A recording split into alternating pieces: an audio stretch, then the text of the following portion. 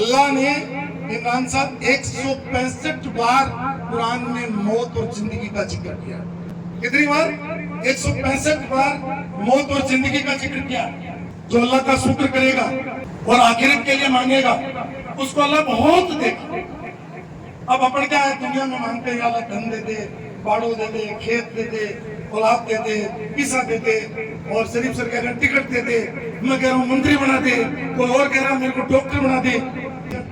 ہر جاندار کو موت کا مزہ چکھنا ہے. یہ دنیا کیا ہے؟ دھوکہ ہے. دنیا کیا ہے؟ دھوکہ ہے. سب کچھ اللہ کی طرف سے ہوتا ہے. آپ کہہ دو کہ اللہ کی طرف سے موت کا فرشتہ مقرر ہے, ایک دن پھر قبر سے زندہ کیے جائیں گے اور ہمارا حساب ہوگا. اللہ نے جو زندگی دی ہے وہ ہم آخرت کے لیے کون سا کام کر کے جائیں گے, وہ ہماری اصل پریشا ہے. تمہارا مال اور اولاد تمہارے لیے آزمائش ہے. اسلام کا جو بیسک جو کنسپٹ ہے وہ قرآن اور آپ نبی صلی اللہ علیہ وسلم کے حدیث میں ساری باتیں بتائی. قرآن جس ویکتی نے پڑھ لی, قرآن ان 4 آسمانی کتابوں میں سے ایک کتاب ہے, آخری کتاب ہے جو اللہ نے ہمارے پیارے نبی محمد مصطفیٰ صلی اللہ علیہ وسلم پر وحی کے روپ میں اتاری. اور آج ہمیں جو قرآن ملی بھی ہے وہ پورے وشو کا مسلمان چاہے 72 فرقوں میں بنٹا ہوا ہے, وہ اس قرآن کا ادھین کرتا ہے اور اس قرآن پہ چلتا ہے. آپ صلی اللہ علیہ وسلم کو اللہ پاک نے ایک وحی اتاری اور وہ وحی تھی 12 نمبر 15 کی سورہ 18 آیت نمبر 23 انشاءاللہ کہنا. تو میں یہ یہاں سے شروع کر رہا ہوں. جب کوئی کہیں گا نہیں کارڈ دینے آتا ہے تو میں کہتا ہوں انشاءاللہ آئیں گے, تو وہ اس کا جواب ہوتا ہے اللہ کا انگر سیٹ میں آئیں گے. تو یہ میری طرف سے نہیں کہتا میں, یہ قرآن کی آیت ہے اور اللہ نے آپ نبی صلی اللہ علیہ وسلم کو کہا کہ ہے میرے پیارے نبی, تم جب بھی یہ کہو کہ یہ کام میں کر دوں گا اس سے پہلے انشاءاللہ بولو. اس آیت کا جو اترا وہ 12 نمبر 15 میں ہم سب کو بتایا. اور آپ صلی اللہ علیہ وسلم کسی چیز کے بارے میں نہ کہو کہ یہ کام میں کروں گا, یہ کام میں کروں گا, مگر ساتھ میں انشاءاللہ ضرور کہہ دیا کرو. یہ کون کہہ رہا ہے؟ اللہ اپنے پیارے نبی سے کہہ رہا ہے. اور اس کا مطلب یہ ہوا یعنی اللہ چاہے گا تو میں یہ کام کر سکوں گا, یعنی اللہ چاہے گا تو میں کام کر سکوں گا. اس لیے ہر کام سے پہلے جب آپ سے کوئی مل جائے تو انشاءاللہ کہو, کیونکہ یہ قرآن کا جو ہے آیت ہے. اب جن کی موت ہوگی ان موت ہونے والے لوگوں کے لیے آج ہم مغفرت کر رہے ہیں. کل میں سرچ کر رہا تھا کہ قرآن میں موت اور زندگی کے بارے میں کتنی بار ذکر آیا. اللہ نے عمران صاحب 165 بار قرآن میں موت اور زندگی کا ذکر کیا. کتنی بار؟ 165 بار موت اور زندگی کا ذکر کیا. اور ان میں سے چند آیات ہی میں نے چھوٹی اور وہ میں آج آپ کے سامنے یہاں کہوں گا. تو سب سے پہلا پارہ 4 سورہ 3 میں آل عمران میں آیت نمبر 145 میں اللہ موت کو لے کر کے کہتا ہے اور اللہ کے حکم کے بغیر کوئی مر نہیں سکتا. اپن کہتے ہیں ہاسپٹل میں لے جاتے ہیں, سیکیس والے بچا لیتے ہیں اور تھوڑی سی دور اور پہنچ جاتے ہیں تو وہ بچ جاتا. صرف سے اللہ قرآن میں کہہ رہا ہے اور اللہ کے حکم کے بغیر کوئی مر نہیں سکتا. موت کا مقرر وقت تو لکھا ہوا ہے اور جو کوئی دنیا میں بدلا پانے کے ارادے سے کام کرے گا اسے دنیا میں سے دے دیں گے. کون؟ اللہ. اللہ جب اپن کہتے ہیں مجھے دھن دیتے, بیٹا دیتے, اولاد دیتے, تو جو اس نیت سے کوئی بھی کام کرے گا اللہ اس کو جو ہے دے دے گا. لیکن اور جو کوئی آخرت کا ثواب چاہے گا تو اس کو اس سے دے دیں گے. اور ہم شکر کرنے والوں میں بہت بہت دیں گے. جو اللہ کا شکر کرے گا اور آخرت کے لیے مانگے گا اس کو اللہ بہت دے گا. اب اپن کیا ہے دنیا میں مانگتے ہیں اللہ دھن دے دے, باڑو دے دے, کھیت دے دے, اولاد دے دے, پیسہ دے دے, اور شریف سر کہہ رہے ہیں ٹکٹ دے دے, میں کہہ رہا ہوں منتری بنا دے, کوئی اور کہہ رہا میرے کو ڈاکٹر بنا دے. تو یہ سب ہر آدمی یہاں دنیا کے لیے مانگ رہا ہے لیکن آخرت کے لیے کوئی نہیں مانگ رہا ہے. اس لیے اس میں جو مرنے سے پہلے جو موت مقرر کی ہوئی ہے وہ اللہ کی ہوئی ہے. پھر پارہ 4 میں سورہ 3 میں آیت نمبر 185 میں اپن کہتے ہیں کہ کلو نفسین ذائقۃ الموت. تو یہ ہے سورہ 3 میں آل عمران میں آیت 185 میں ہر جاندار کو موت کا مزہ چکھنا ہے اور تم کو پورے بدلے تو قیامت کے دن ہی ملیں گے. پھر جو آگ سے بچا لیا گیا اور جنت میں داخل کر دیا گیا وہ کامیاب ہو گیا اور دنیا کی زندگی کا سامان تو دھوکہ دینے والا ہے. اپن کہتے ہیں کلو نفسین ذائقۃ الموت, ہر زندہ نفس کو موت کا مزہ. یہ پوری آیت یہ ہے کہ یہ دنیا کیا ہے؟ دھوکہ ہے. دنیا کیا ہے؟ دھوکہ ہے. اور اس دھوکے میں انسان جنم لیتا ہے اس سے لے کر کے اور موت تک پہنچا رہتا ہے. اس کو اصلیت پتا نہیں میری آخری ہے. پھر آگے پارہ نمبر 5 میں جہاں بھی تم رہو گے موت ہر حال میں تم کو آ پکڑے گی. کون آ پکڑے گی؟ موت تم کو ہر حال میں آ پکڑے گی.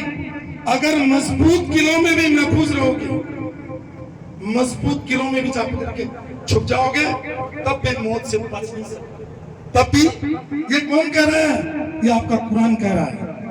اگر ان کو کامیابی ہوتی ہے تو ٹھیک کہتے ہیں کہ اللہ کی طرف سے آئی, لیکن اگر ان کو ناکامی آتی ہے تو نبی کی طرف الزام رکھ کر کہتے ہیں کہ یہ تمہاری وجہ سے ہوئی. آپ کہہ دو کہ سب کچھ اللہ کی طرف سے ہوتا ہے. کس کی طرف سے ہوتا ہے؟ سب کچھ اللہ کی طرف سے ہوتا ہے. اور میں نے آپ کو کہا ایک اور ہے کلو نفسین ذائقۃ الموت پر, وہ ہے پارہ نمبر 17 کے سورہ 21 میں الانبیاء آیت نمبر 35.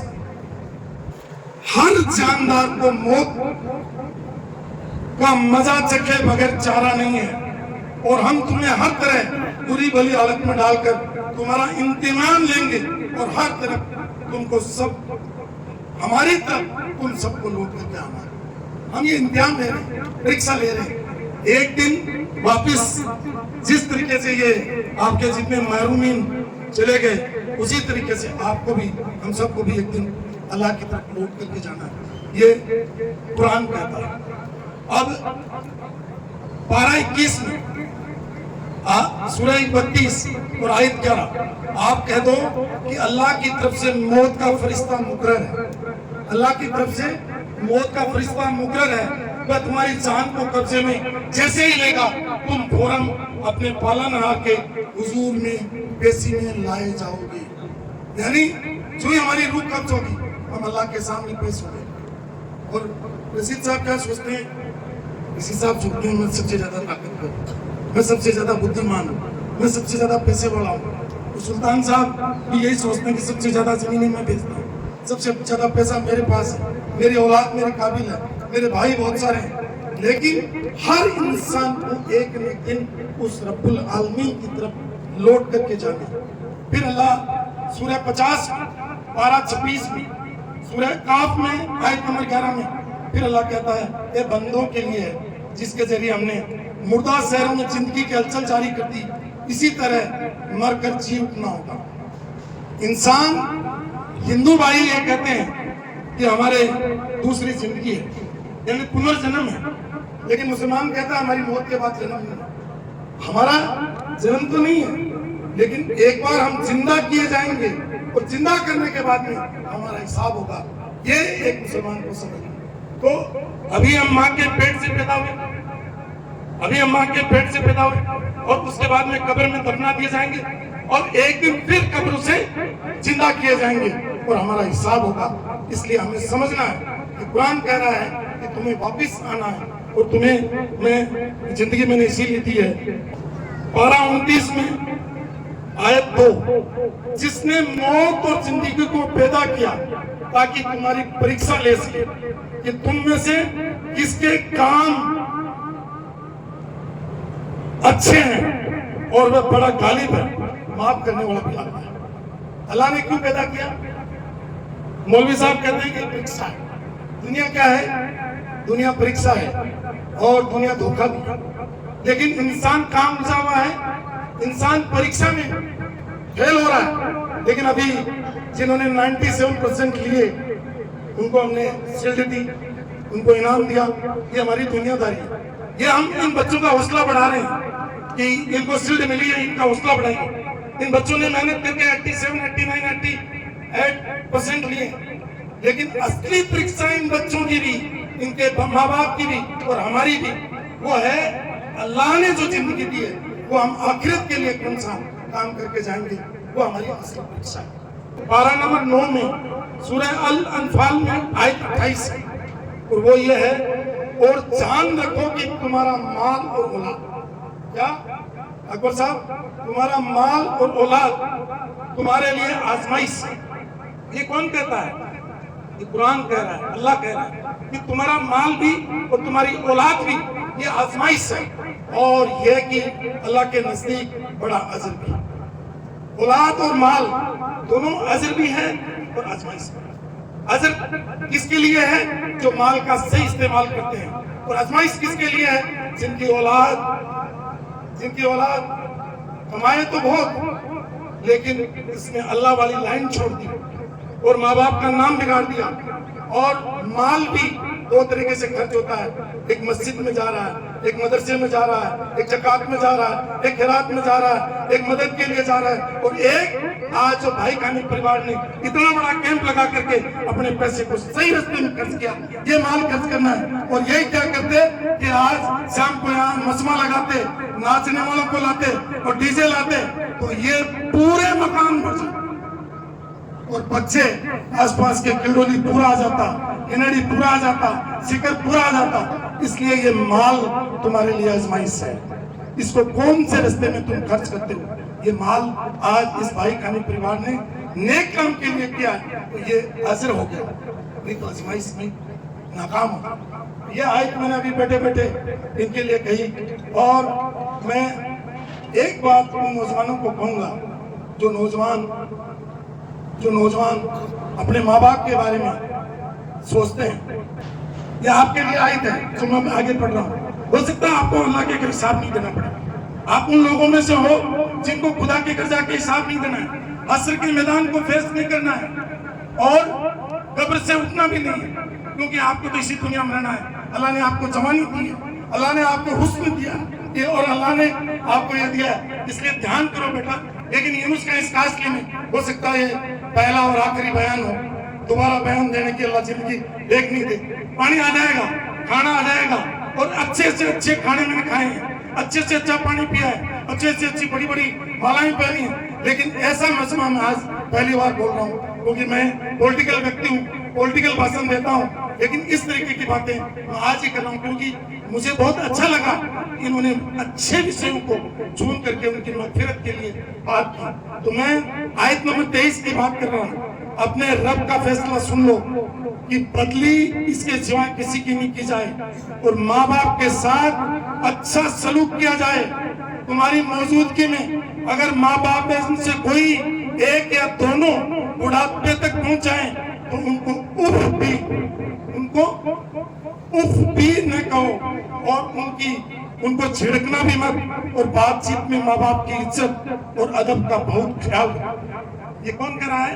ये यूनुस का नहीं कर रहा, ये कुरान में अल्लाह पाक पारा नंबर 15 में सूरह बनी इस्राइल में आयत नंबर 23 में कह रहा है कि तुम्हें माँ बाप के लिए क्या करना है, माँ बाप के लिए क्यों करना है, ये आपको कुरान कह रहा है।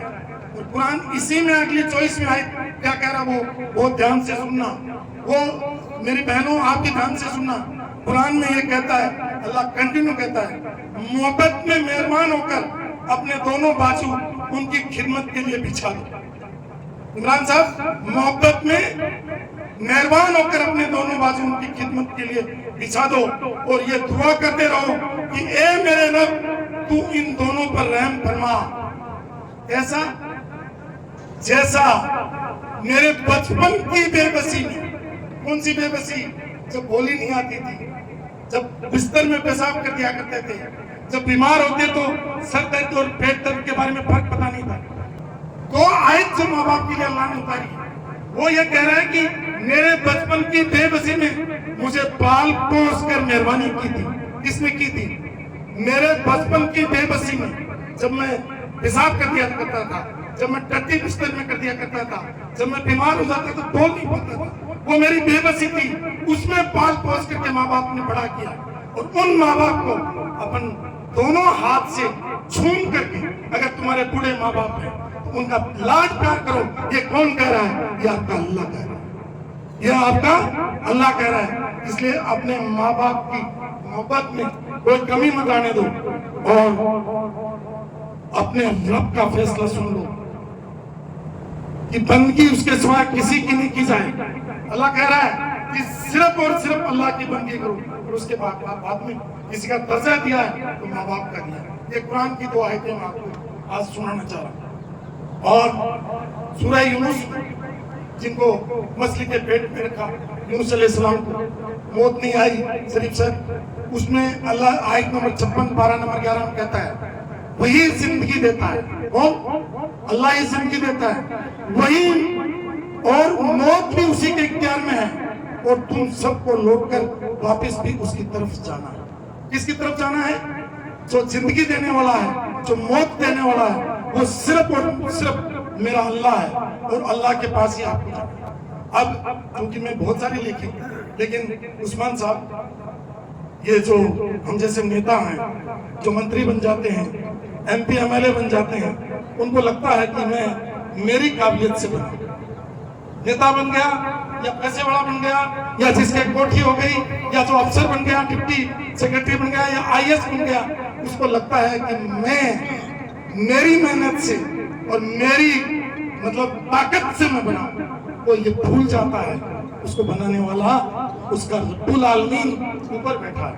تو ہم ایک آیت اکثر ذکر کرتے ہیں، وَاتُوا عِزُّ مَن تَشَاءُ وَاتُوا ذِلُّ مَن تَشَاءُ، لیکن یہ پوری آیت کیا ہے وہ آج میں آپ کو سنانا چاہتا ہوں۔ وہ پوری آیت ہے کہ تم کہو اے اللہ بادشاہ کے مالک تو، جس کو چاہے ملک عطا کرے۔ ایوب صاحب کہیں کپتان صاحب، جس کو چاہے بادشاہ بنا دے، کون؟ اللہ، اور جس کو چاہے بادشاہی چھین لے، بادشاہی چھین لے، اور تو جس کو چاہتا ہے عزت دیتا ہے، اور تو نے جسے ذلیل کرنا چاہا وہ ذلیل ہو گیا۔ سب خوبیاں تیرے ہاتھ میں، یقین ہے، یہ میرا یقین ہے کہ ہر چیز پر اللہ کو قادر ہے۔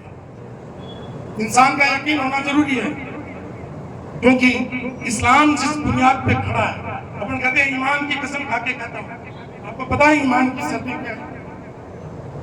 کہتے ہیں نا ایمان سے کہہ رہا ہوں، بڑی آسانی سے کہہ دیتے ہیں۔ ایمان کے بارے میں اس قرآن میں اللہ نے کہا ہے، الگ الگ جگہ کہا ہے۔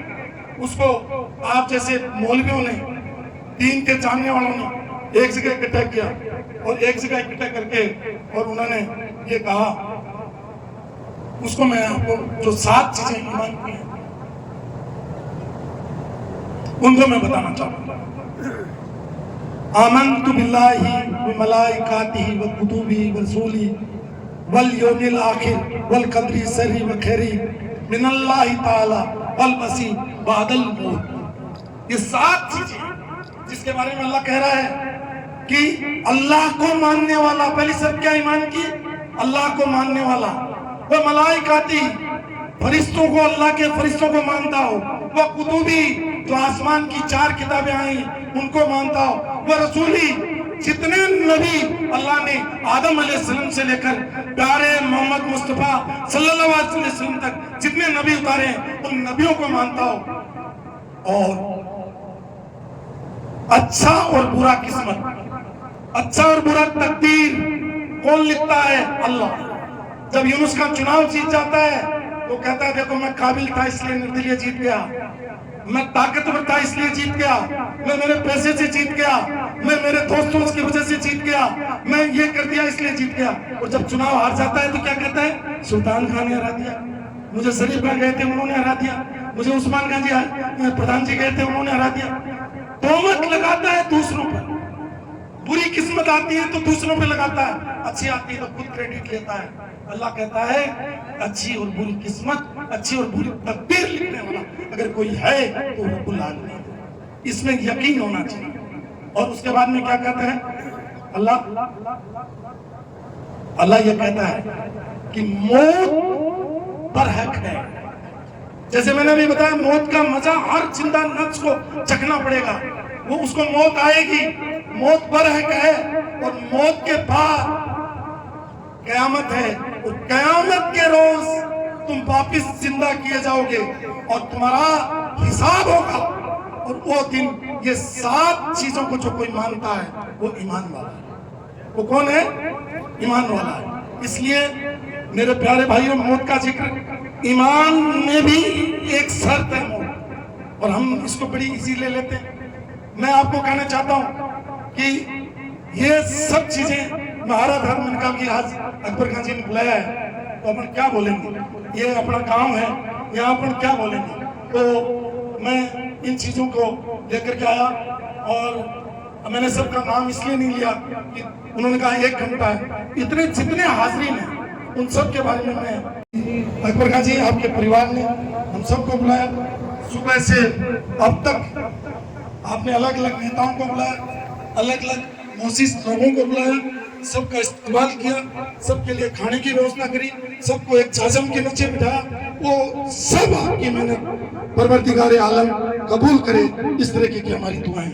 اور جس مقصد سے اس کام کو آپ نے کیا وہ مقصد آپ کا پورا ہو, اور محبوب خان صاحب کا پورا پریوار, جنہوں ان کی اولاد, ان کے بیٹے اس دنیا داری میں, کوئی کس پد پر ہے, کوئی ڈاکٹر ہے, کوئی افسر ہے, کوئی ویاپاری ہے, کوئی مطلب کسان ہے, الگ الگ عہدوں پر ہے.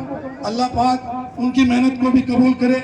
اور میں یہ کہوں گا, اس پریوار نے بیت اللہ کا جا کر کے, بیت اللہ میں جا کر کے جو حج کیا ہے اس کو بھی اللہ قبول کرے. اب میں یہ سوچ رہا تھا کہ میں آج کاسلی جا رہا ہوں اور یہ بار بار بھائی کھانی کرتے ہیں, تو میں نے کہا کہ تھوڑا سا بھائی کھانیوں پر بھی آج بول دیا جائے. اب آپ ڈرو مت, جو آپ سننا چاہتے ہو میں نہیں بولوں.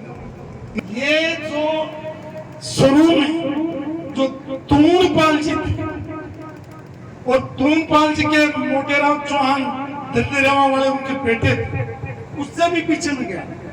یعنی ماؤنٹ آبو میں جا کر کے آپ کی جڑ نکلتی ہے. آپ کی جڑ کہاں نکلتی ہے کاسلی والوں, اور جو دوسرے گاؤں کے ہیں سب کی ماؤنٹ آبو میں نکلتی ہے. ڈاکٹر صاحب ہنومان سنگھ جی ماؤنٹ آبو سے اٹھ کر کے کہاں ہے اجمیر, اور اجمیر سے اٹھ کر کے الگ الگ جگہ گئے. اور موٹے رام چوہان اسی کڑی میں ہم سامر بھی گئے. اس کے بعد میں اپن اس کی جانتے ہیں ددریوا سے. مجھے لوگ پوچھتے ہیں کہ یونس کا تم ددریوا میں راجنیتی کر رہے ہیں. ان کا بیٹا تم اس چیز کو نہیں سمجھو گے. جو ددریوا کو نہیں سمجھتا ہے کہاں کہاں, یہ مان کے چلو کہ اس کو کچھ بھی گیان نہیں ہے. اجانی آدمی کچھ بھی بول سکتا ہے.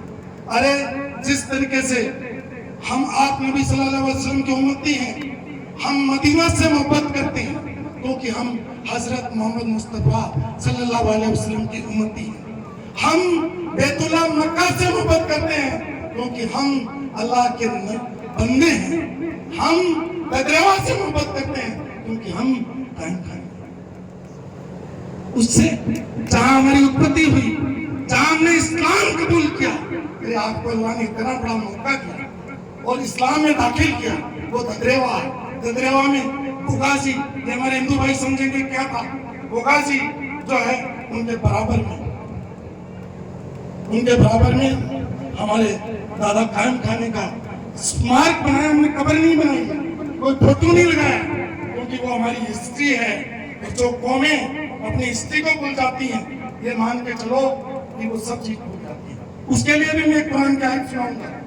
میں اس لیے سناؤں گا کہ اس کے لیے آپ کو میں یہ اس لیے سنانا چاہتا ہوں کہ یہ پارہ نمبر 13 میں سورہ الرعد میں آیت نمبر 11 ہے. اکبر خان جی, میں قائم خانے کو کہنا چاہتا ہوں, جناب رشید صاحب, اللہ نے ہر شخص کے آگے اور پیچھے لگے ہوئے چوکیدار مقرر کر دیے. چوکیدار مقرر کر دیے ہیں جو اللہ کے حکم سے آدمی کی نگہبانی کرتے ہیں. بے شک, اب سننا بہت دھیان سے عثمان خان جی, بے شک اللہ کسی قوم کی حالت نہیں بدلتا جب تک وہ خود اپنے آپ کو بدل نہیں پاتا. یہ قرآن بول رہا ہے. اس قوم کی حالت اللہ نہیں بدلتا ہے جب وہ قوم خود اپنے حالت بدلنے کے لیے کوشش نہیں کرتی ہے. اور मतलब بدलता है वो खुद अपने आप को बदलने वाले, और जब अल्लाह किसी कौम को पूरे दिन दिखाने का इरादा फरमाता है वो फिर उसे कोई टाल नहीं सकता, और अल्लाह के सिवा ऐसों का कोई भी मददगार नहीं हो सकता। इसलिए कौम के नौजवानों में आपको कह रहा हूं, अगर आप कोशिश नहीं करोगे अल्लाह भी मदद नहीं करेगा, और अल्लाह अगर पूरा दिन आएगा दुनिया की कोई ताकत टाल नहीं सकती। हमारी मदद करने वाला कौन है? हमारी मदद करने वाला सिर्फ अल्लाह। हम यहाँ पहुंचे थे ददरेवा तक, इसलिए मैंने ददरेवा की हिस्ट्री बताई।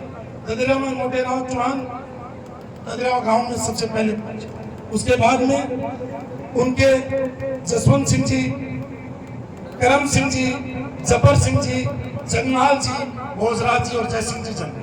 उन्होंने हनुमान सिंह जी को कह रहा था कि पहले 3 भाई तो इस्लाम में चले गए और बाकी 3 राजपूत रह गए।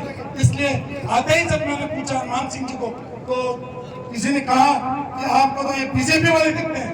मैंने कहा मैं बीजेपी और कांग्रेस या सपा या बसपा या कम्युनिस्ट नहीं देखता, मैं देखता हूँ कि हमारे उन 6 भाइयों में से जिनका हमारा उनका डीएनए एक है, जो हमारा इनका खून एक है, उसमें से ही हनुमान सिंह जी एक है। इसलिए मैंने हनुमान सिंह जी उन 6 में से 3 रह गए, 3 बन गए, और उनमें से जो हम करम सिंह जी जिनको नवाब खान का कहा गया, उनके ताज का पतन का फतेहपुर में आए, ताज का पतन का फतेहपुर में आए, उनके जलाल खान जन्मे, जलाल से में गए, उनके मतलब जो दौलतपुरा में जहाँ विधायक वहाँ तरने दौलत खान जिन्होंने गढ़ बनाया, वो मतलब वो भी यहीं थे, लेकिन उनके नार खां हुए, नावर खां के दिलावर खां हुए।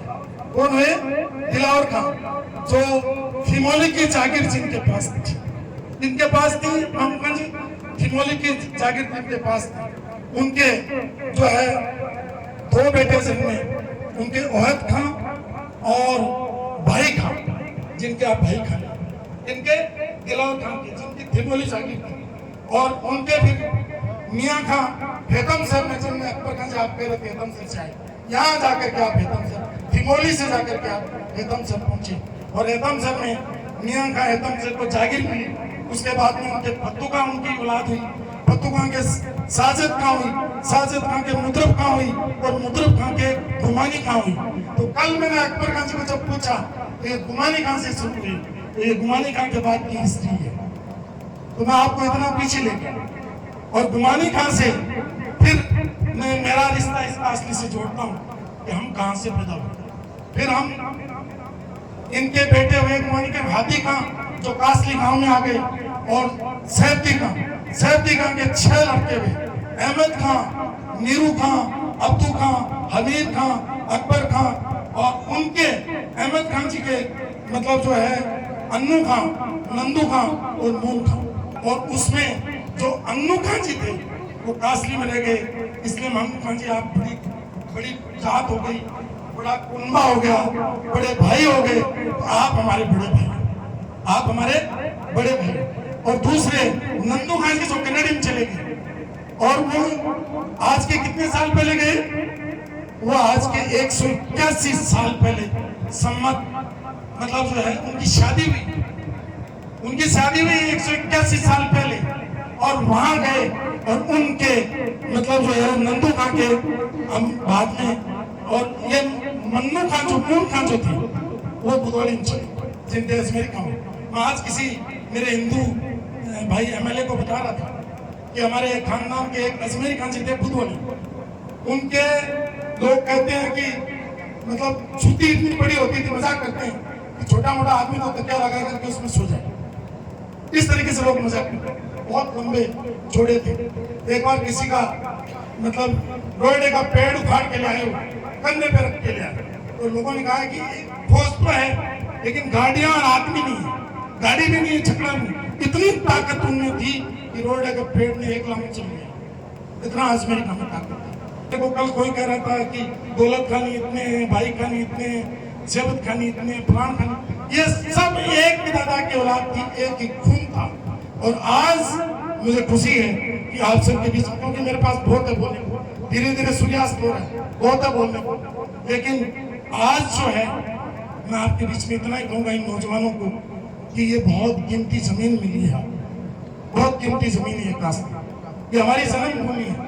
एक दिन वसुंधरा जी मुझे बीकानेर हम जा रहे थे, ताराचंद जी धायल साहब ने कहा कि यूनुस जी का गांव नहीं है काशी, वसुंधरा जी को कहा, तो मैडम ने कहा कि ये तो जहां जाता है वहां का हो जाता है।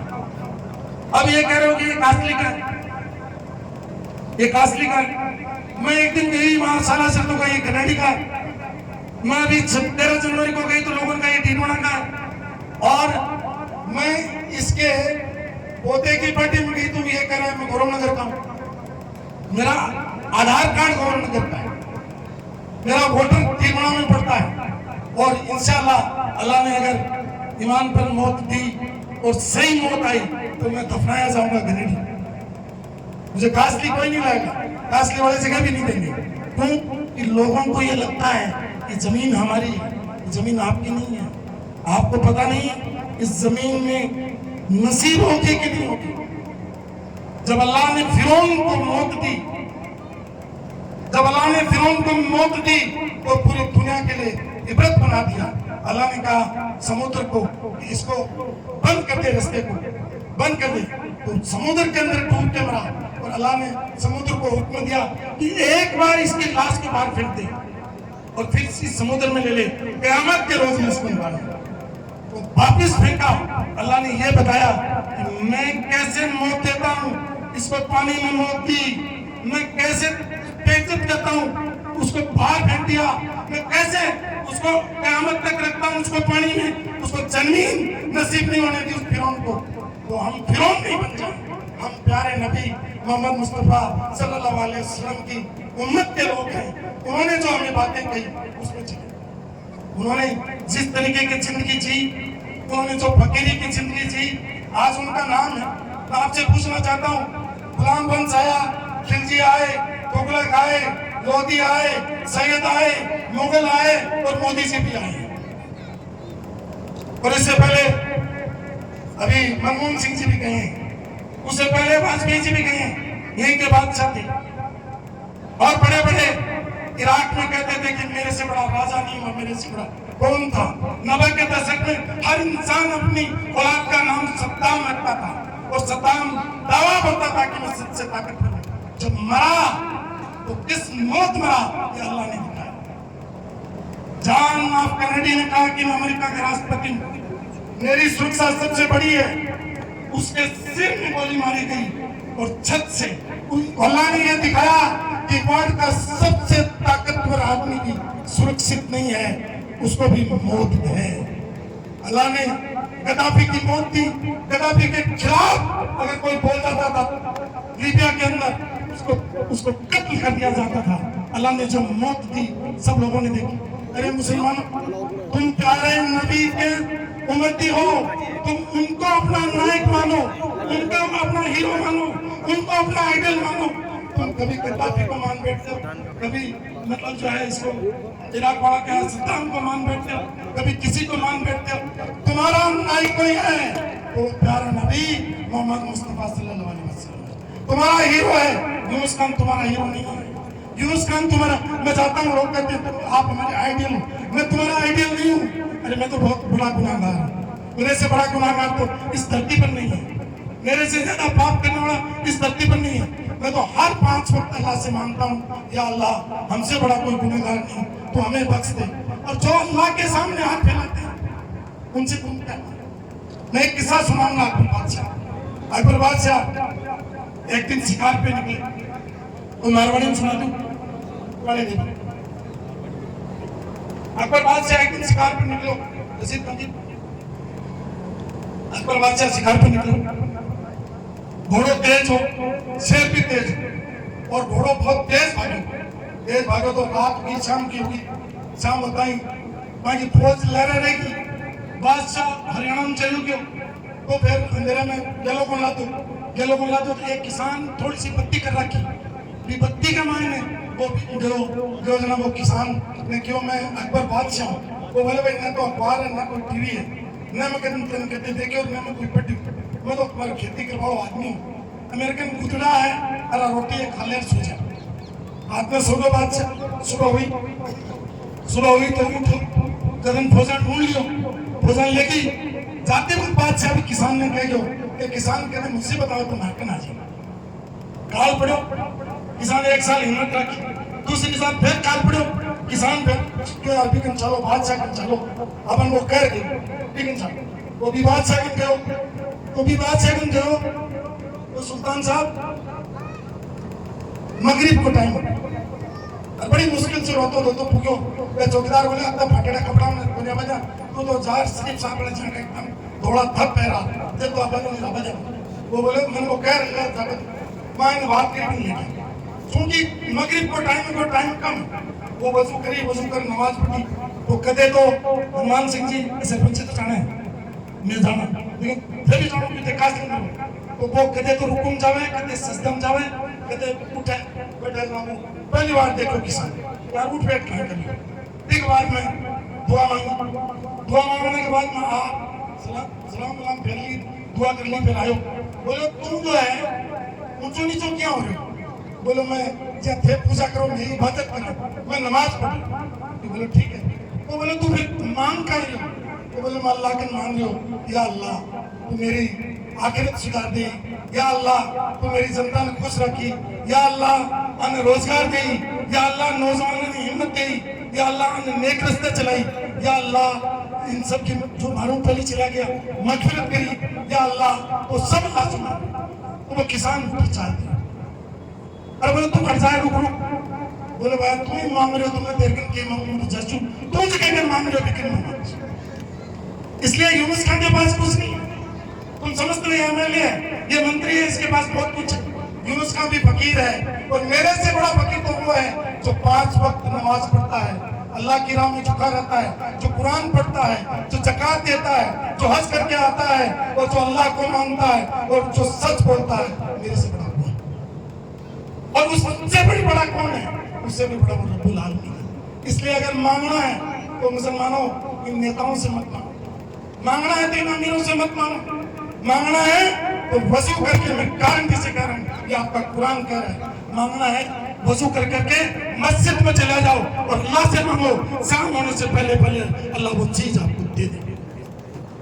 मांगना तो अल्लाह से मांगो। अरे मुसलमानों मस्जिद में जाना बंद कर दिया, अल्लाह से मांगना बंद कर दिया, वजू करना बंद कर दिया। हम जुमे की नमाज के लिए कहते हैं जुमा पढ़ लो, नमाज पढ़ लो, अगर ऐसा मैं नापाक हूं, अरे तुम मुसलमान हो, तुम पाक नहीं रहते, कल को मौत आ गई तो क्या होगा? लोग कहते हैं गुस्ल दे दो, अरे गुस्ल देने से पहले तुम मरो, बूढ़े हो अलग बात है, तुम माजूर हो अलग बात है, लेकिन जब तक तुम्हारी शरीर काम कर रहा है तुम पाकीज़गी के साथ रहो। मैं बहनों से और बेटियों से कहना चाहूंगा, कुरान कह रहा है कि तुम्हारा जो जन्नत है वो तुम्हारे खामिन के पांव के नीचे, और कुरान कह रहा है, आप नबी सल्लल्लाहु अलैहि वसल्लम ने कहा है कि औलाद का जन्नत उसकी मां के पांव के नीचे, दर्जे बता दिया लोग, यानी खामिन तुम्हारा माँ बाप, तुम्हारे माँ औरत है, उसके पांव के नीचे जन्नत है, और तुम कहां ढूंढ रहे हो?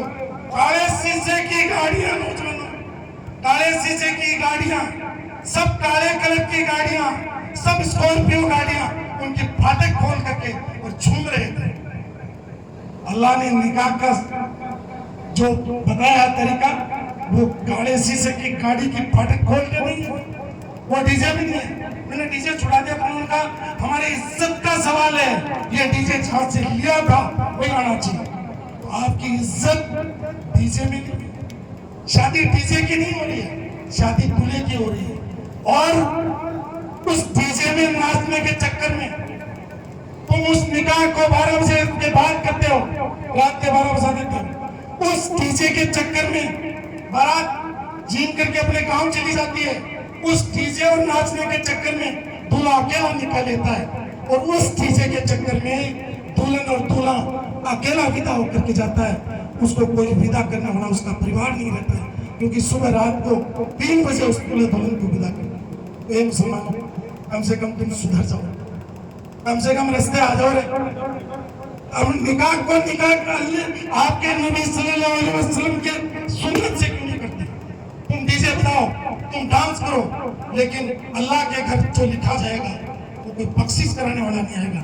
और मेरी बात खत्म करने से पहले उस्मान साहब को मैं बताना चाहता हूँ, जब अल्लाह के घर जिस दिन हिसाब होगा उस दिन बाप बेटे के काम नहीं आएगा, पत्नी पति के काम नहीं आएगी। अगर शरीफ सर एक नेकी भी कम पड़ गई तो अल्लाह कहेगा जा तेरी माँ से ले, माँ के पास जाएगा, वो कहेगी मेरे तो खुद के नेकियां पड़ी, मैं तेरे कहां से, कहेगा तेरे बाप के पास जा, बाप को कहेगा बेटे के पास जा, उसकी वाइफ को कहेगा तेरे पति के पास जा, पति को कहेगा तेरी पत्नी के पास जा। एक भी नेकी देने वाला नहीं मिलेगा, सिर्फ नेकियां वही काम आएंगी जो इस दुनिया में तुम कमा कर बताओ। अगर आपने अपने बेटे को कुरान हिफ्ज करवा लिया, अगर आपने कुरान हिफ्ज करा लिया तो वो हाथ पकड़ करके जरूर आपको जन्नत में ले जाएगा। बेटों को कुरान हिफ्ज करवाओ, बेटों को कुरान पढ़ना सिखाओ। और मैं माता बहनों से कहना चाहता हूँ, बेटा जन्मता है जब तो थाली बजाती हो, गुड़ बांटती हो, मिठाई बांटती हो, जोड़े देती हो, सलाम देती हो, तो बेटी जन्मती है दुख व्यक्त करती हो। तुम भी तो किसी की बेटी हो, तुम भी तो औरत हो, तुम ऐसा क्यों करती हो? इसलिए कहते हैं कि जिसके अल्लाह के नबी ने कहा कि जिसके बेटी जन्म दे वो जन्नत का हकदार होगा। और कोई क्या बोले तो सिर्फ 4 बेटा है तो बेटा रुक जा, अल्लाह का कहना चाहिए तो नहीं पता चलना क्या होता है बेटा क्या क्या। कल एक सीन देख रहा हूँ, लास्ट में नमाज का टाइम हो गया, कल मैं एक सीन देख रहा हूँ, मैं सुन रहा हूँ, लिफ्ट में चढ़ते सुन रहा हूँ। तो एक बहन के मायने सुल्तान साहब, एक मियाँ बीवी, मतलब एक औरत, एक आदमी और 2 बच्चा, दोनों मियाँ बीवी।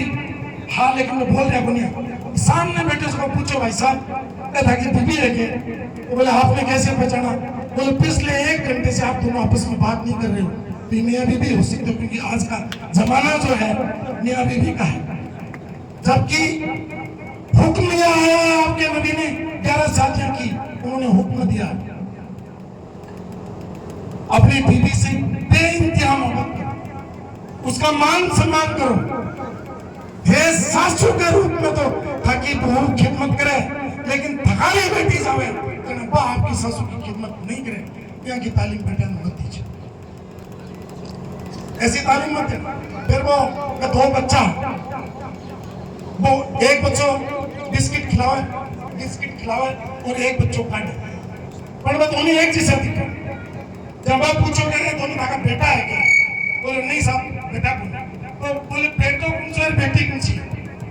बोले उसके बिस्किट खिलावे बात तो बेटी है, और मुंडा मुंह पाँचों काटे वो है बेटी।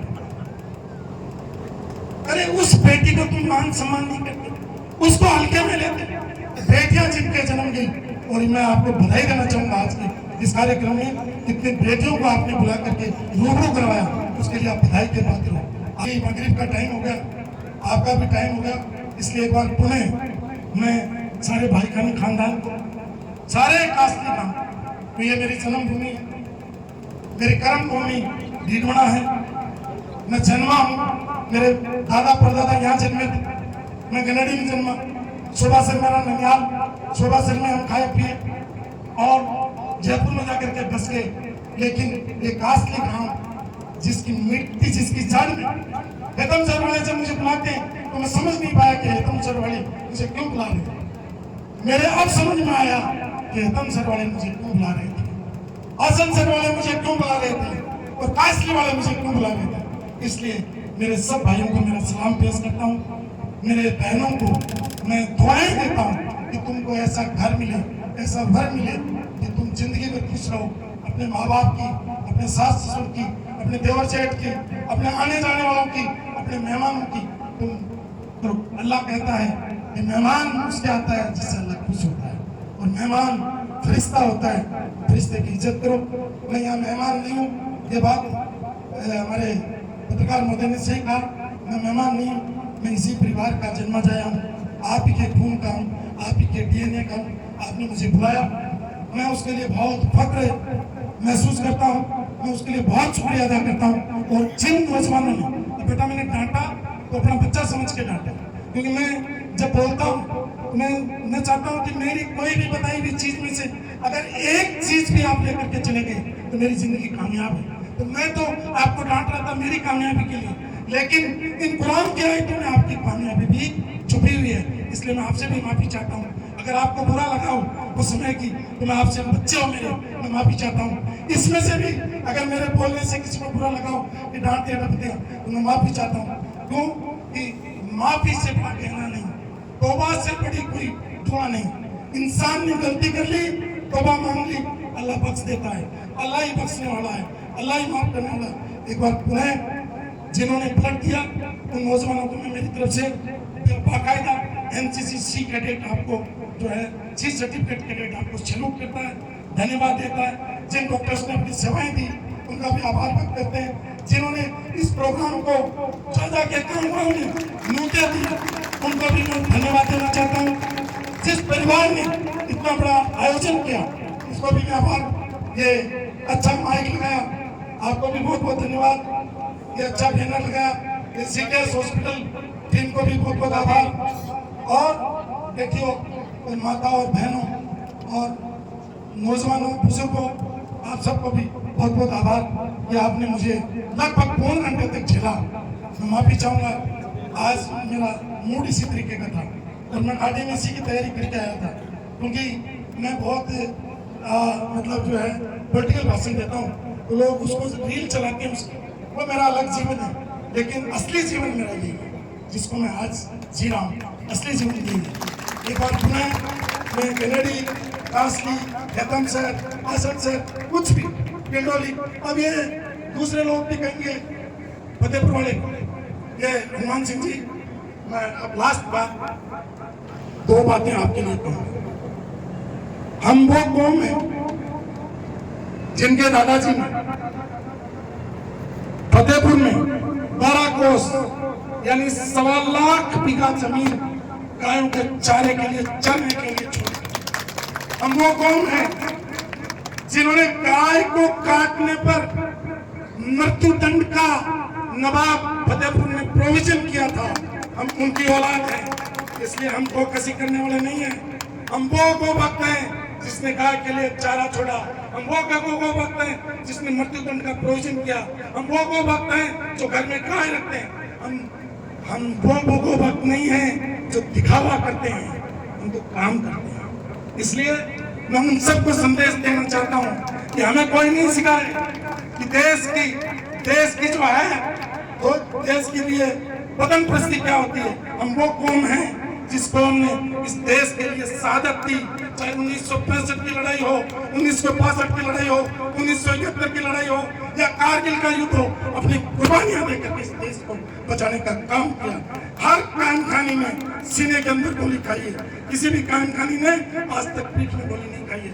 इसलिए हमें वो लोग जो भाषण देते हैं मैं उनको कहना चाहता हूँ कि आपके परिवार ने तो एक नाखून भी नहीं कटाई इस देश के लिए, हमारे परिवार ने सीने में गोलियां खाई हैं। इसलिए हम फक्र करते हैं, तुम हमें नसीहत मत दो, हमें नसीहत वो दे जिसने इस देश के लिए शहादत दी, हमें नसीहत वो दे जो इस मिट्टी के लिए मरा है, हमें नसीहत वो दे जो इस देश के लिए मरना चाहता है। इसलिए हमें कोई नसीहत नहीं दी, ये मुल्क हमारा है, हम यहाँ पैदा हुए हैं, इसके लिए जान भी देंगे और जान इसके नीचे नहीं होने देंगे, इसके लिए खून देने की जरूरत होगी, खून भी देंगे।